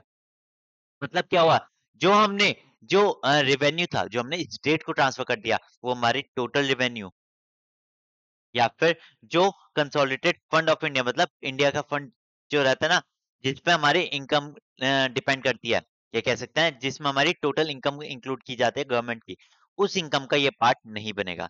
Where an amount collected IGST has been used for the payment of SGST, such amount shall not part of consolidated fund of India. ये अच्छे से यहाँ पे क्या लिखा है कि जो आईजीएसटी की अमाउंट यूज हुई है एसजीएसटी को पे करने के लिए, ये अच्छे से मैं आपको बता पाऊंगा जब हम आईटीसी का चैप्टर पढ़ेंगे। वहां पे हम क्या देखेंगे कि जो सेट ऑफ होता है ना, कि कैसे एक हेड दूसरे हेड से सेट ऑफ हो सकता है, ये पॉइंट वहां से है। बट मैं अभी आपको शॉर्ट में बता देता हूँ कि हम क्या कर सकते हैं, अपना आईजीएसटी का बैलेंस हम एसजीएसटी से सेट ऑफ कर सकते हैं। तो अगर मैंने अपना आईजीएसटी का बैलेंस एसजीएसटी से सेट ऑफ किया है तो क्या होगा, वो हमारे कंसोलिडेटेड फंड ऑफ इंडिया का पार्ट नहीं बनेगा। And Parliament may, by law formulation, the principles for determining the place of supply and when the supply of goods or services or both take place in course of interstate। मतलब क्या हुआ, ऊपर क्या था कि जो हमारा रेट था किस प्रोपोर्शन में हमारी सेंट्रल स्टेट में वो टैक्स डिस्ट्रीब्यूट होना चाहिए, ये कौन बता रहा था, मैं, पार्लियामेंट। एंड अब पार्लियामेंट क्या बता रही है कि किस स्टेट में क्या हमारी प्लेस ऑफ सप्लाई होनी चाहिए, मतलब किस स्टेट में हम मानेंगे कि हमारी जो जीएसटी है या फिर हमारे जो गुड्स है वो कंज्यूम हुआ है, ये कौन बताएगा, हमें पार्लियामेंट बताएगी। नेक्स्ट क्या हमारा, जीएसटी नेटवर्क। अब ये भी हमारा एक इंपॉर्टेंट टॉपिक है, क्यों, क्योंकि ये भी हमारे एग्जाम्स में आया हुआ है। What is GST network and features of GST network, ये हमारे 7 मार्क्स के लिए डायरेक्ट क्वेश्चन हमारे एग्जाम्स में आया हुआ है। A common portal or platform is needed which could act as clearing house and verify the claims and inform the respective government to transfer the funds। This is possible with the help of strong IT infrastructure। ठीक है ना, मतलब क्या है, हमारी government ने एक common portal बना दिया, जैसे हमारी बहुत सारी वेबसाइट होती है ना, जैसे अमेजोन की होगी, फ्लिपकार्ट की होगी, अदर जितने भी प्रोडक्ट्स होते हैं, जितने भी हमारी कंपनीज होती है, कोई क्या करता है, वेबसाइट बनाता है ना। बैंक्स क्या करते हैं, बैंक्स की भी तो एक वेबसाइट है, लाइक एचडीएफसी, पीएनबी, एसबीआई, इन्होंने क्या किया, अपनी एक पर्टिकुलर एक वेबसाइट बना दी एंड सारी ब्रांच के डाटा को उस वेबसाइट से लिंक कर दिया।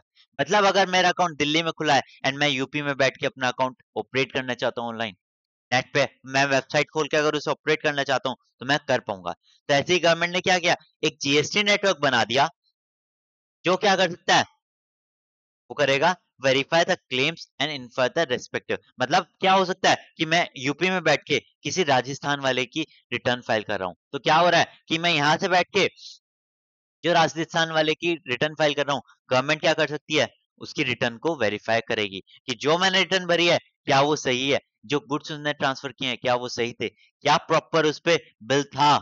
या फिर क्या उसने चालान इश्यू किया था क्या? या उस पे हमारे जो रिसिपिएंट था, जो राजस्थान वाला था, उसने टैक्स पे किया था क्या?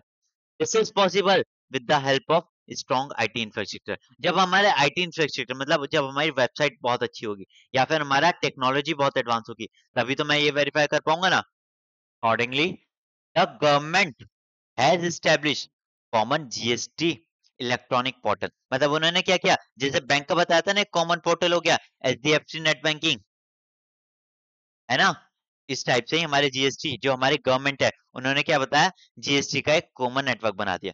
वेबसाइट का ईमेल क्या है, मतलब वेबसाइट की एड्रेस क्या है, www.gst.gov.in। ये हमारी वेबसाइट का लिंक है, ठीक है ना? A website managed by goods and service tax network by the taxpayer and common IT infrastructure for central and state। ये क्या है, not profit government owned organisation है, एसपीवी है। मतलब ये प्रॉफिट के लिए काम नहीं कर रही है। फर्स्ट ऑफ ऑल जो गवर्नमेंट है, जो हमारी जीएसटी नेटवर्क है, ये कभी प्रॉफिट के लिए काम नहीं कर रही है। एंड सेकंड, हमारी वेबसाइट का लिंक क्या है, www.gst.gov.in। ये क्या है, कॉमन पोर्टल है। क्या ऐसा है क्या कि सेंट्रल गवर्नमेंट का अलग है, स्टेट गवर्नमेंट का अलग है? ऐसा नहीं है। हमारी गवर्नमेंट ने एक ही पोर्टल बनाया, सेंट्रल का भी, स्टेट का भी, ताकि जो हमारे टैक्स पेयर्स हैं वो इजिली टैक्स पे कर पाए। अगर क्या होता, अगर दो पोर्टल होते, पहली बात मिसलिप मैच हो सकता था, सेंट्रल में कुछ और वैल्यू जा रही है, स्टेट में कुछ और वैल्यू जा रही है। दूसरी बात क्या होती, जो हमारे टैक्स पेयर्स हैं वो ही नहीं करना चाहते। वो नहीं चाहते होंगे कि हर महीने में दो पोर्टल खोल के दो दो रिटर्न भरूं। अब क्या हुआ, क्योंकि हमारे कॉमन पोर्टल है, तो हम क्या करते हैं, वन रिटर्न भर सकते हैं। और एक ही रिटर्न से क्या होगा, मेरी सेंट्रल गवर्नमेंट के पास डाटा चला जाएगा, मेरी स्टेट गवर्नमेंट के पास डाटा चला जाएगा। जो मैं टैक्स पे करूंगा वो एक साथ सेंट्रल के पास चला जाएगा, वो स्टेट के पास चला जाएगा। इससे क्या हुआ, एक कॉमन जीएसटी पोर्टल है, ठीक है ना? क्या है हमारा, the function of GST would inter alia include. मतलब हमारे फंक्शंस क्या है, इंपॉर्टेंट है। पहले क्या है, फैसिलिटेशन ऑफ रजिस्ट्रेशन। हम क्या कर सकते हैं, हर टैक्स पेयर क्या कर सकता है, जीएसटी वेबसाइट पे जाके अपने आप को रजिस्टर करा सकता है।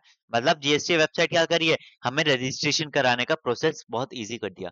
पहले क्या होता था, हम एप्लीकेशन भरते थे, जीएसटी डिपार्टमेंट में जाते थे, वहां पे सबमिट करेंगे, वो उसको वेरीफाई करेगा, फिर हमारे शॉप पे आएगा, फिर वेरिफिकेशन चलेगा, फिर अपने डिपार्टमेंट जाएगा, फिर उसको वेरीफाई करेगा, उसके बाद एक नोटिस इशू करेगा, वो पोस्ट से हमारे पास आएगा, जब जाके मेरे को पता लगेगा कि मेरे को रजिस्ट्रेशन अप्रूव हो गया।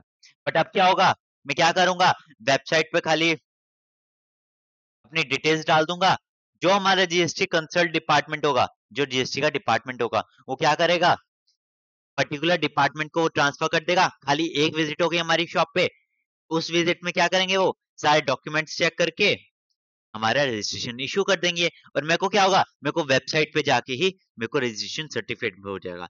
तो मतलब एक वेबसाइट से मेरे क्या हुआ, ये जो इतना बड़ा प्रोसेस था रजिस्ट्रेशन का, वो सारा खत्म हो गया। खाली एक प्रोसेस रहेगा कि एक बार ही हमारा जो जीएसटी डिपार्टमेंट का होगा, वो फिजिकली वेरीफाई करने आएंगे। नेक्स्ट क्या है, forwarding the returns to central and states authority. पहले क्या होता था कि सेंट्रल की अलग रिटर्न जाएगी, स्टेट की अलग जाएगी।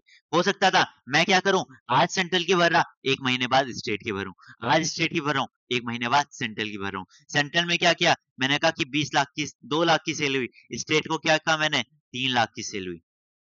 ये क्या हुआ, ये मेरा मिसमैच हो गया ना। एंड क्या हो सकता था कि मैं क्या करूं, सेंट्रल में टैक्स पे कर दिया, स्टेट में टैक्स पे किया ही नहीं। इस सबको, ये जो सारी हमारी डिफिकल्टीज थी, इस सबको हटाने के लिए क्या आया, हमारा जीएसटी नेटवर्क। तो ये क्या करता है, हमें सिंगल रिटर्न में जो हमारा डाटा है वो सेंट्रल को भी प्रोवाइड करा देगा, वो डाटा हमारे स्टेट गवर्नमेंट को भी प्रोवाइड करा देगा। इसके हमारा computation and settlement of IGST क्या होगा हमारा, कि एक रिटर्न में हम अपना टैक्स पे कर पाएंगे, मतलब अपने टैक्स को कंप्यूट भी कर पाएंगे, एंड ऑनलाइन ही वेबसाइट पे जाके हम अपने टैक्स को पे भी कर पाएंगे। नेक्स्ट क्या है, matching of tax payment details with banking networks. मतलब क्या होगा, जो मैं टैक्स पे कर रहा हूँ वो मैं बैंक से भी कर सकता हूँ, मेरा बैंक डायरेक्टली जीएसटी वेबसाइट से लिंक हो जाएगा। मतलब जब मेरे को टैक्स पे करना होगा तो क्या करूंगा मैं, जीएफसी वेबसाइट से डायरेक्टली टैक्स पे कर सकता हूँ, providing various MIS report to central and the state governments based on the taxpayer return information. ये क्या हुआ कि जो मेरे इनवॉइसेस होंगे उनकी जो इंफॉर्मेशन होगा वो एकदम मेरे सेंट्रल गवर्नमेंट को भी और स्टेट गवर्नमेंट को भी एकदम हमारी ट्रांसफर हो जाएगी। नेक्स्ट क्या है? Providing analysis of tax payer profile. मतलब क्या होगा? जो हमारी सेंट्रल गवर्नमेंट है वो एक क्लिक में सारे रजिस्टर्ड पर्सन की प्रोफाइल को चेक कर सकती है। क्या कर सकती है? गवर्नमेंट मेरी प्रोफाइल को भी चेक कर सकती है, गवर्नमेंट किसी और रजिस्टर्ड पर्सन की प्रोफाइल को भी एकदम चेक कर सकती है। एंड अगर कोई मिसमैच हुआ तो क्या कर सकती है? एक ही क्लिक में क्या करेगी? नोटिस इश्यू कर देगी और उस नोटिस का मेरे को रिप्लाई करना होगा ऑनलाइन ही वेबसाइट पे। एंड लास्ट क्या हमारा? Running the machine engine for matching reversal reclaim of ITC. अब ये रिवर्सल और रिक्लेम ऑफ आईटीसी ये अभी हमें समझ में नहीं आएगा। जब हम आईटीसी पढ़ेंगे, जब हम बहुत अच्छे से समझ जाएंगे कि रिवर्सल क्या होता है, टैक्स का रिवर्सल क्या होता है, जीएसटी का रिवर्सल क्या होता है एंड आईटीसी को रिक्लेम कैसे करते हैं या फिर रिक्लेम ऑफ आईटीसी होता क्या है। अभी तक मैं आपको ये कहना चाहूंगा कि जो ये हमारा जीएसटी नेटवर्क है, इस पे हम एक ही जगह से क्या कर सकते हैं? अपने इनवॉइसेस को मैच कर सकते हैं। जो मेरे को फिजिकल डिलीवरी मिली, जो बिल्स मेरे को फिजिकल मिले और जो मेरे वेबसाइट पे आ रहे हैं, उनको मैं इजीली मैच कर सकता हूँ। अगर मेरा आईटीसी ज्यादा आया, क्या वेबसाइट पे ज्यादा आईटीसी है, एक्चुअल में मैंने उतना परचेज किया नहीं, तो मैं उसको रिवर्स भी कर सकता हूँ। एंड रिक्लेम का क्या है कि कुछ पिछले महीने का बिल मेरे को हैंड तो आ गया था, बट उसने अपनी रिटर्न शो नहीं की थी, उसने अपनी रिटर्न जीएसटी में नहीं शो की थी, तो क्या हुआ? मैं पिछला आईटीसी रिक्लेम कर सकता हूँ। ये बहुत अच्छे से हम आगे अच्छे से डिस्कस करेंगे। अभी क्या किया मैंने आपको शॉर्ट में बता दिया, ठीक है ना? अब इसको याद कैसे करना है? RRT MAP. कैसे करेंगे हम याद? RRT MAP. आर से क्या हुआ? पहला हुआ रजिस्ट्रेशन। सेकंड आर से क्या है? Returns to central and state government. फिर क्या है? टी से क्या है हमारा? टैक्स से हम क्या कर सकते हैं? टैक्स लायबिलिटी पे कर सकते हैं, मतलब competition and settlement of IGST. Next क्या है? मैप। एम में क्या है? Matching of tax payment. A से क्या है हमारा? Analysis of tax payer profile. And P से क्या है हमारा? Providing various MIS reports to central and state government. And last में हम क्या कह सकते हैं? एक ये मशीन इंजन है जो हमारे reversal, matching and reclaim of ITC को हेल्प करता है। तो मतलब हमारे क्या हुआ? फंक्शन ऑफ आईटीसी क्या कह सकते हैं? RRT MAP. आर क्या है? रजिस्ट्रेशन, फिर क्या हो? रिटर्न्स, फिर क्या? टैक्स लायबिलिटी एंड पेमेंट, फिर क्या हो गया? मैचिंग ऑफ रिटर्न्स, फिर फिफ्थ क्या हो गया हमारा? Providing MIS information and last analysis of tax pair information. और उसके बाद क्या कह सकते हैं? ये एक मशीन इंजन है जो हमारे मैच कर रहा है इनवॉइसेस एंड पेमेंट करने में हेल्प कर रहा है। नेक्स्ट क्या हमारा point? Silent feature of GST network. First क्या है? Incorporated March 13 as per section 100, as per section 25, 100% government own company. Government own करती है 100%, जिसमें 10% पेड अप कैपिटल है और मार्च 13 में स्टार्ट हुई थी। फिर क्या है? To function as common pass through portal for tax payer. मतलब क्या हुआ? एक कॉमन पोर्टल है जिसपे हर टैक्स पेयर आके अपनी टैक्स पेमेंट कर सकता है। पहला क्या है? रजिस्ट्रेशन की एप्लीकेशन सबमिट कर सकता है, फाइल रिटर्न कर सकता है and make tax payment. Register कर सकता है, रिटर्न फाइल करेगा, उसके बाद क्या करेगा? फाइनली टैक्स पे कर देगा। नेक्स्ट क्या है? To develop a backend modules for states. इन्होंने क्या किया? एक बैकएंड मॉड्यूल कर दिया। बैकएंड क्या होता है? ये देखो, जिस पोर्टल पे या कह सकते हैं हम जिस इंटरफेस पे हम रिटर्न फाइल करते हैं या जिस इंटरफेस को हम डील करते हैं उसे क्या कहते हैं? हम फ्रंट एंड। एक बार देखें, हम क्या कर सकते हैं वेबसाइट पे जाके? या तो अपने आप को रजिस्टर कर सकते हैं, रिटर्न फाइल कर सकते हैं, रिटर्न फाइल करने के बाद हम पेमेंट कर सकते हैं। हम क्या कर सकते हैं? जीएसटी के हेल्प डेस्क पे कॉल करके कह सकते हैं कि मेरे को ये प्रॉब्लम आ रही है या फिर मेरा ये चालान गलत हो गया है या फिर गलत डेट चल गई है। उसके अलावा क्या हो सकता है? Information of inter state supply या फिर क्रॉस यूटिलाइजेशन। हो सकता है मैं आईजीएसटी को सीजीएसटी से सेट ऑफ कर लूं। ये सेट ऑफ क्या होता है? हम आईटीसी में सही से देखेंगे, एनालिटिकल या आईजीएसटी सेटलमेंट। ये सारे क्या हो गए मेरे? Front end. फ्रंट एंड क्या हुआ? जिसपे मैं काम कर पा रहा हूँ। अब बैकएंड क्या होता है? जो हमारी गवर्नमेंट चेक कर रही है, मतलब वो डाटा जो हमारी गवर्नमेंट चेक कर पा रही है। पहला क्या है? Approval of registration. क्या मैं अप्रूव कर सकता हूँ क्या? क्या मैं अपने रजिस्ट्रेशन को अपने आप अप्रूव करूंगा क्या? नहीं, वो कौन करेगा? हमारी गवर्नमेंट करेगी। नेक्स्ट क्या है? असेसमेंट। जो मैं रिटर्न फाइल करूंगा गवर्नमेंट को, मैं अगर गवर्नमेंट को कह रहा हूँ कि इस महीने में मैंने 2 लाख रुपए की सेल की है, तो जो गवर्नमेंट है उस रिटर्न को अप्रूव करेगी या उसको असेस करेगी कि जो मैंने रिटर्न गवर्नमेंट को पे किया है, क्या वो सही है क्या या नहीं। अगर मैंने क्या किया, टैक्स ज्यादा पे कर दिया और उसका रिफंड माना, तो गवर्नमेंट क्या करेगी, उस रिफंड को चेक करेगी। गवर्नमेंट क्या कर सकती है, मेरा ऑडिट करा सकती है। गवर्नमेंट कह सकती है मैंने कुछ टैक्स की चोरी की है, इसलिए क्या हो सकता है, मैं सीए के पास जाके उससे अपना ऑडिट कराऊं। नेक्स्ट क्या है, कोई एडजुस्टिफिकेशन, मतलब कोई भी केस वगैरह, internal work flows to support वो, मतलब इन सबको सपोर्ट करने के लिए क्या हो सकता है, बैकएंड में काम होएगा। रिकवरी या फिर एनालिटिक्स एंड बीआई। रिकवरी क्या होगा कि मैंने टैक्स कम पे किया है, तो मेरी जो सेंट्रल गवर्नमेंट है वो बैक एंड में देखेगी कि कितना मैंने टैक्स कम किया पे किया है एंड अल्टीमेटली मेरे से रिकवर कर लेगी। एंड लास्ट क्या है, एनालिटिक्स एंड बीआई। मतलब क्या हो कि हमारा गवर्नमेंट जो बैक एंड होगा वो बीआई, जो पावर बीआई होता है ना एक्सेल का टूल, ये क्या हो गया, हमारे एक आईटी इंफ्रास्ट्रक्चर कह सकते हैं, एक्सेल का एक एडवांस वर्जन है जिसमें हमारा डाटा बहुत इजीली प्रेजेंट हो सकता है ना। नेक्स्ट क्या था हमारा, Infosys limited appointed as manage service provider. MSP कौन है हमारा, जीएसटी नेटवर्क का Infosys, and last appointed more than 70 GST सुविधा प्रोवाइडर्स। हो सकता है इनमें से कुछ एमसीक्यूज में आ जाए। फर्स्ट क्या था, 2013 में इनकॉर्पोरेट हुआ, 100% गवर्नमेंट ओन्ड है एंड 10% पेड अप कैपिटल है। फंक्शन क्या है, पहले रजिस्ट्रेशन देगा, सेकंड रिटर्न फाइल करेगा, थर्ड टैक्स पे करेगा। उसके बाद क्या है, एक बैकएंड बनाया हमारे गवर्नमेंट के लिए। इन्फोसिस हमारे क्या है, एमएसपी है, 70 प्लस हमारे सुविधा प्रोवाइडर्स हैं, जीएसटी सुविधा प्रोवाइडर्स हैं, ठीक है ना। नेक्स्ट क्या है हमारा, नीड फॉर जीएसटी। देखें एक बार में क्या लिखा है,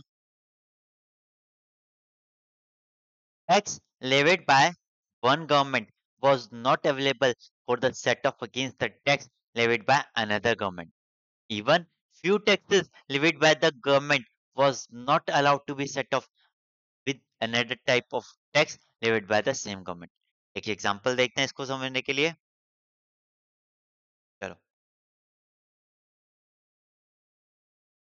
क्या कर रहे थे, हमने कहा होलसेलर तो जा,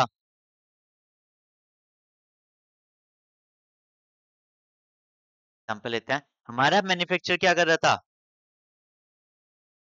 मैन्युफैक्चर क्या कर रहा था, प्रोडक्ट को मैन्युफैक्चर कर रहा था। इसका क्या करता, अगर वो 1 लाख रुपए का बेचेगा तो उस पे क्या कर रहा था, पहले 5% एक्साइज ड्यूटी दे रहा था। कितना, 5,000 की। अब जब ये मैन्युफैक्चर होलसेलर को सेल करेगा तो क्या करेगा, इस पे कलेक्ट करेगा सीएसटी, सेंट्रल स्टेट टैक्स। अब ये क्या है, जो एक्साइज है वो किसके पास जा रहा है, हमारी सेंट्रल गवर्नमेंट के पास। जो सेंट्रल सेल्स टैक्स है ये किसके पास जा रहा है, सेंट्रल गवर्नमेंट के पास। बट क्या, हमारा जो ये आ रहा था 1,05,000 पे 5% कितना आ रहा था, 5250। क्या मेरे को यहाँ पे इस 5,000 का सेट ऑफ मिल रहा था क्या, दोनों टैक्स किसके पास जा रहे हैं, मेरे सेंट्रल गवर्नमेंट के पास, है ना। बट क्या मेरे को ये जो 5,000 का है, इस 5250 में से सेट ऑफ मिल रहा क्या, ये 5250 कैसा है, मैंने क्या किया, 1 लाख रुपए प्लस 5,000 रुपए इंटू 5%, तो ये कितना आया, 5250। मतलब जो मेरा 5250 है ये इस टैक्स पे कलेक्ट करके आ रहा है। तो मतलब क्या होता था कि पहले जो गवर्नमेंट होती थी वो हमें टैक्स की छूट नहीं देती थी, या फिर अगर मैं सेम गवर्नमेंट को दूसरा टैक्स पे कर रहा हूँ तो मेरे को पहला जो टैक्स पे किया उसका कोई बेनिफिट नहीं मिलता था, ठीक है ना। नेक्स्ट क्या है, further there was cascading effect of taxation which lead to inflation. यहाँ पे क्या हुआ अभी एग्जांपल में, मैंने क्या किया, टैक्स पे टैक्स लगा दिया, 5,000 पे भी 5%, कितना हो गया मेरा, 250 रुपए। ये जो 5,000 5,250 है, इसमें 250 रुपए क्या है, जो मेरे 5,000 पे टैक्स है। मतलब क्या हुआ, टैक्स पे मैं टैक्स लगाए जा रहा हूँ। अब ये फर्दर जब होलसेलर करेगा सेल, तो वो क्या करेगा, इस 1,10,250 पे फिर टैक्स लगाएगा, मतलब इस 5250 पे फिर टैक्स लगेगा, इस 5,000 पे फिर टैक्स लगेगा, मतलब टैक्स पे टैक्स लगता जा रहा है। तो फाइनली क्या हो रहा है, मेरी जो प्रोडक्ट की कॉस्ट थी वो क्या हो रही है, इंक्रीज हो रही है, और ये अल्टीमेटली क्या हो रहा है, इन्फ्लेशन हो रही है। इन्फ्लेशन क्या होता है, जब मेरी प्रोडक्ट की वैल्यू बहुत ज्यादा इंक्रीज हो जाती है उसे क्या कहते हैं हम, inflation. VAT is levied by state government on excise duty levied by the central government। क्या हुआ? जब हमारी सेंट्रल गवर्नमेंट एक्साइज लगाएगी, उसके बाद क्या लगाएगी? हमारी स्टेट गवर्नमेंट वैट लगाएगी। यहाँ पे क्या हुआ? सेंट्रल गवर्नमेंट ने क्या किया? ये एक्साइज लगा दिया। अभी मैन्युफैक्चर जब सेम ही स्टेट में करेगा, उस पे वैट लगेगा। क्या हमारा एक्साइज ड्यूटी और वैट का हमें सेट ऑफ मिलेगा क्या? नहीं मिलेगा। नेक्स्ट क्या है? Rate of GST was lower than VAT rate which have been used by the business as tax arbitrage. मतलब क्या हुआ कि अगर मैं किसी और स्टेट में सेल करूं, अगर मैं अपनी स्टेट में सेल ना करके किसी और टैक्स में किसी और स्टेट में सेल करूं, तो मेरे को कम टैक्स पे करना पड़ रहा था। बट अगर मैं क्या करा, अगर मैं अपनी स्टेट में सेल कर रहा हूं, तो मेरे को टैक्स बहुत ज्यादा पे करना पड़ रहा है। मतलब क्या हुआ कि मेरे को दूसरे स्टेट में सेल करने से कम मेरे को कॉस्टिंग आ रही है या फिर प्राइस कम हो रहा है उस प्रोडक्ट का। बट अगर मैं अपनी स्टेट में कर रहा हूँ, तो मेरे को गवर्नमेंट को टैक्स ज्यादा पे करना पड़ रहा है। अल्टीमेटली क्या हो रहा है? मेरी स्टेट में प्राइस बहुत ज्यादा है, दूसरी स्टेट में सेल करने से प्राइस कम है। तो क्या होगा? मेरे को दूसरी स्टेट में जाके फायदा होगा ना, क्योंकि वहां ज्यादा कस्टमर अट्रैक्ट होंगे। मेरे स्टेट में तो वो महंगा मिलेगा, तो क्या मेरी स्टेट वाले लोग खरीदेंगे क्या? नहीं खरीदेंगे। नेक्स्ट क्या है? Each state has separate weight loss which has divided the nation into various economy. क्या हुआ कि हर स्टेट ने क्या किया? अपना अलग वेट लॉ बना दिया, और वेट जो हर स्टेट का वेट लॉ होता था, उसमें क्या होता था? अलग अलग रेट्स होते थे। अब क्या है?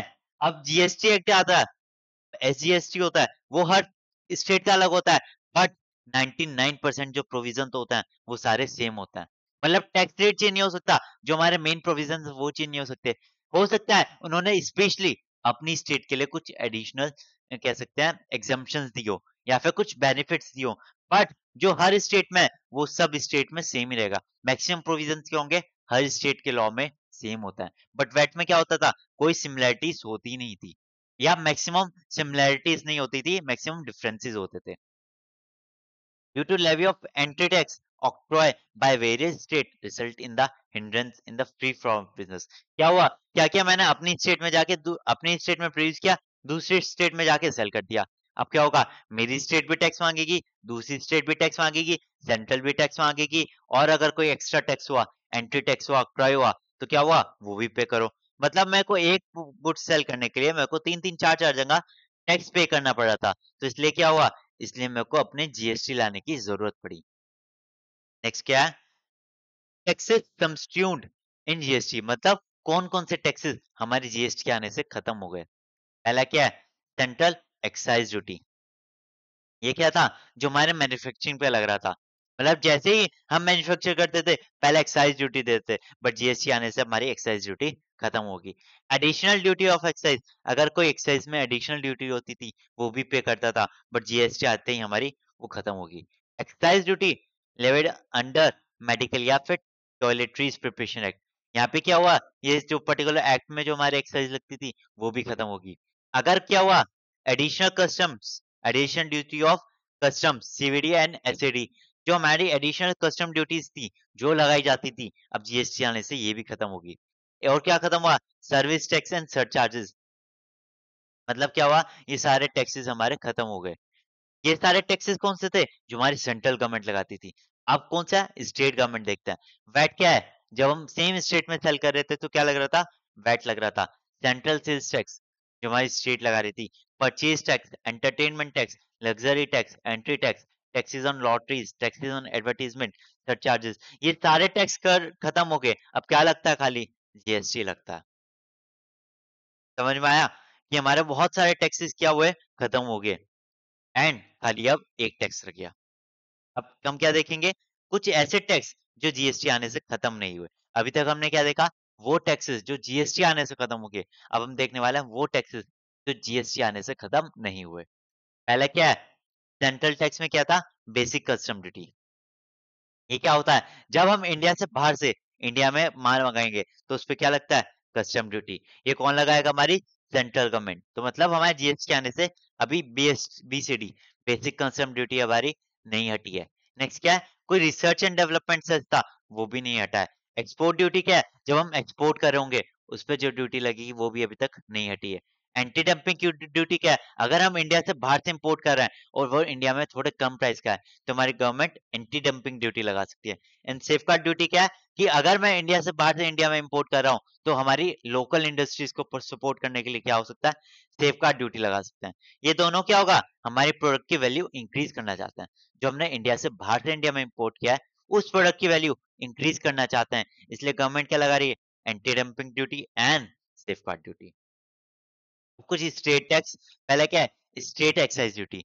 स्टेट एक्साइज ड्यूटी अभी तक नहीं हटा है। स्टैम्प ड्यूटी, जब भी हम अपनी प्रॉपर्टी रजिस्टर कराते हैं तो उस पे क्या पे करते हैं? Stamp duty. अभी तक वो भी हमारी स्टैम्प ड्यूटी नहीं हटी है।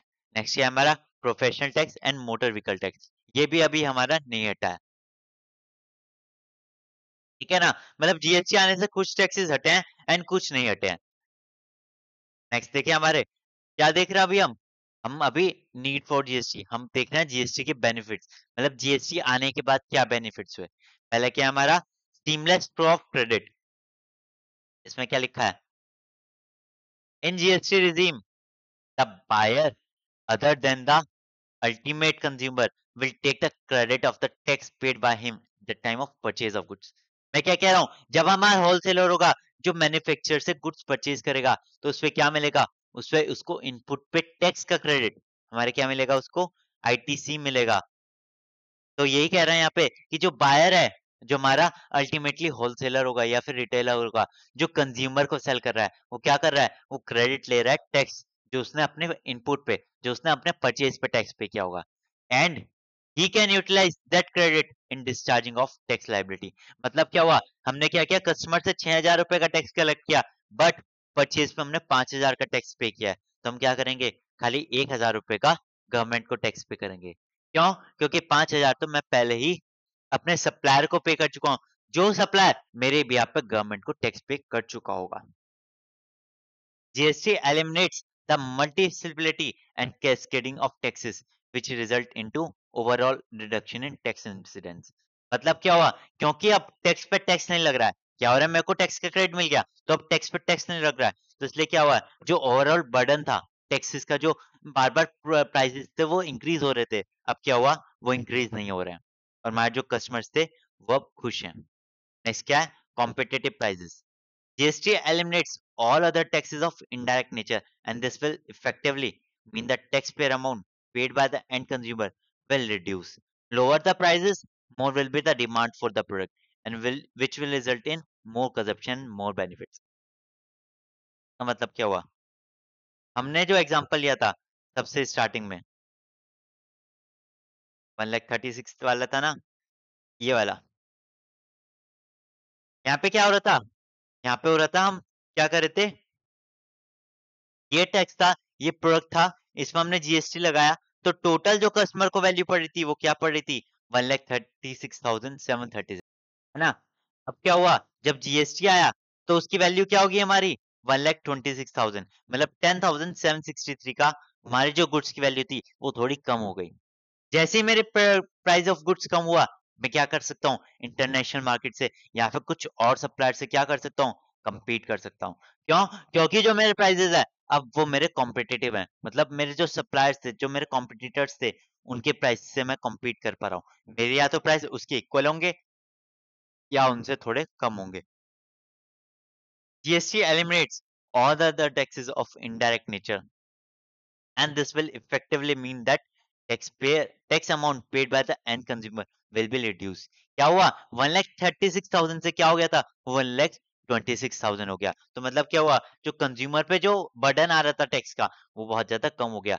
Lower the prices means high will be the demand. जब प्राइस कम होगा तो लोग क्या करेंगे? ज्यादा से ज्यादा खरीदेंगे, और जब ज्यादा से ज्यादा खरीदेंगे तो क्या होगा? अल्टीमेटली एंटिटी को बेनिफिट होगा, कंज्यूमर को बेनिफिट होगा।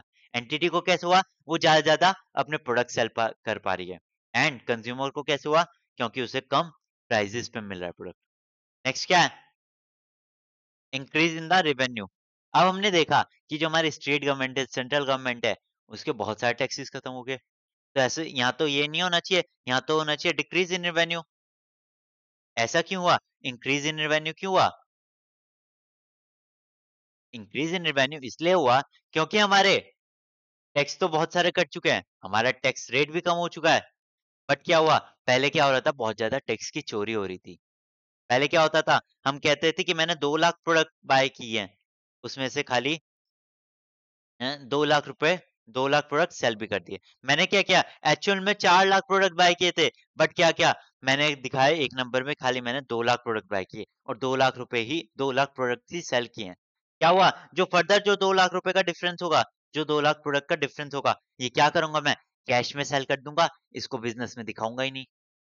बट अब क्या हो रहा है, क्योंकि जितनी बार मैं परचेज़ कर रहा हूँ, उतनी बार उस पे जीएसटी लग रहा है। मैं जीएसटी पे करके आऊँगा, फिर फाइनली जब कंज्यूमर से पे कर कलेक्ट करूँगा, तो मैं डिफरेंस गवर्नमेंट को पे कर दूँगा। क्योंकि हर इस चीज़ पे क्या हो रहा है, जीएसटी लग रहा है, तो अब क्या होगा, जो टैक्स इवेज़न था या फिर टैक्स की चोरी थी, अब वो पॉसिबल ही नहीं है। क्योंकि टैक्स की चोरी पॉसिबल नहीं है, तो अब क्या हो रहा है, जो गवर्नमेंट है, उसका रेवेन्यू बार-बार इंक्रीज़ होता जा रहा है।